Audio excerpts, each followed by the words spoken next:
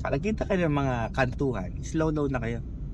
Kantuhan, tapos pedestrian, slow down kasi may mga nalabas dyan talaga. So, clutch and brake, then balik sa first gear. For beginners, wag muna kayo mag-gas kung hindi pa kayo sanay. Ganito gagawin nyo kapag kayo papatakbo galing hinto. So, naka first gear tayo, tanggal ang brake muna o kalahati lang si clutch. Huwag kayo magbamadali. Huwag kayo babagalan. Pag kayo nabagalan, bitaw na bigla si clutch, patay makina, lalo kayo magtatagal. Second gear. Kaya sa mga baguhan, huwag muna mag-gas. Patakbuhin muna sa clutch. Pero ang ibang sasakyan, mga old model, walang biting point. So, yun ay gagawin nyo yung supply ng gas.